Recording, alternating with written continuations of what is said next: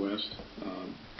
Colonel West, you're right, we haven't been formally introduced, but I've attended a number of the events at which you spoke and been honored and recognized, and I can't say enough how much respect I have for your career as a military officer and as a Marine. My brother is a Marine, and though we haven't met formally, I respect your position here tremendously.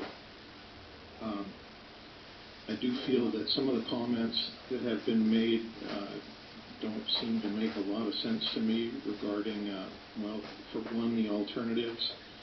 To say that something is deficient because it didn't study the alternative of putting these impacts on somebody else's property other than your own just seems a little counterintuitive to me. I don't believe that you can force somebody else to do something someplace else because you don't like what's happening on someone else's property. It just seems pretty counterintuitive to me.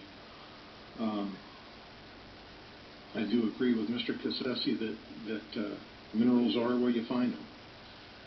That can be a fortunate or unfortunate thing, I guess, depending on where you live. But I think part of our heritage has been expressed. A lot of talks about heritage of Amador County. I'm a fourth-generation Amador County resident myself, and yes, part of our heritage is agriculture, but a large part of our heritage is mining. Another large part of our heritage was timber production over the years.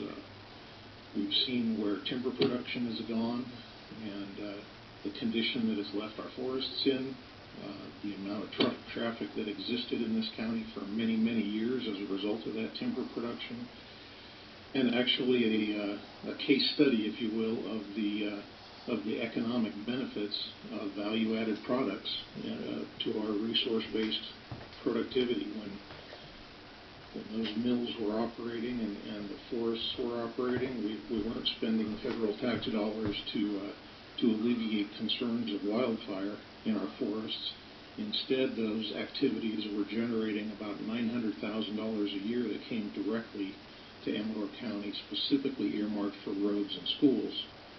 That money now has completely gone away, except for a complete federal expenditure in the form of the Secure Rural Schools Act, which this year will provide $360,000 towards Amador County to be split among roads and schools and other activities, as compared to the $900,000 a year it used to generate without a cost one to the federal government. So the case study and the value of value-added benefits and value-added manufacturing to our natural resources that are prevalent here in this county can't be disputed.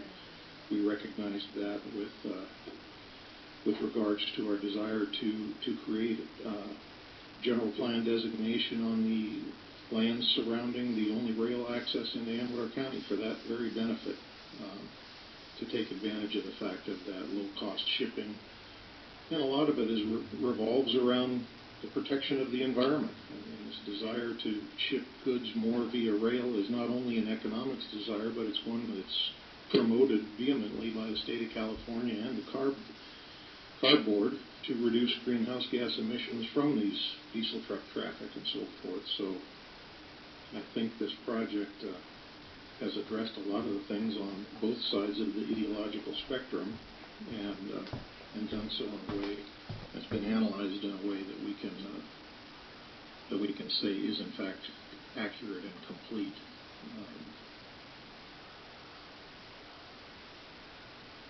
I don't buy into the fear mongering of greater number of accidents and so forth by increased truck traffic. We were asked not to make an emotional decision about the jobs that this project may create, and yet we were asked to make a completely emotional decision out of the purported fear of increased accidents and deaths, when in fact truck traffic in this county is probably at an all-time low from what it used to be, again, because of the timber industry and so forth. So I just feel that this project has done with its alternative and so forth everything possible to mitigate the concerns of the closest neighbors, many of whom agreed after the movement of the Edwin Center project to the environmentally superior north location to many of those neighbors agreed to not oppose the project anymore because they felt that their concerns had been addressed. So I'll finish this. I know I've gone on a little long here, but this type of thing seems to go on and on with regards to the effects of our environmental regulatory environment that we have here in this state, which is, as was pointed out, much more stringent than most of the federal standards. I was at the Regional Council of Rural Counties Conference in the last couple of weeks, and we heard from the Secretary of the California EPA, or Cal EPA. The man made a statement that just stuck in my mind. I cannot forget the statement because he was up there speaking as if he were talking to his staff, and he was commenting about the economic situation in California, and he made the statement that said, if we're going to get the kind of economic regulations that we want, we've got to improve the economy. And I thought, think about that for a minute. How preposterous to say in order to get the regulations that are killing the economy, we need to improve the economy so we can get more of them is just absolutely bizarre. And that's the statement of our Secretary of the Cal EPA. And it's the kind of thing that kills projects like this, and it's a thinking that I just can't abide by. So that's my take.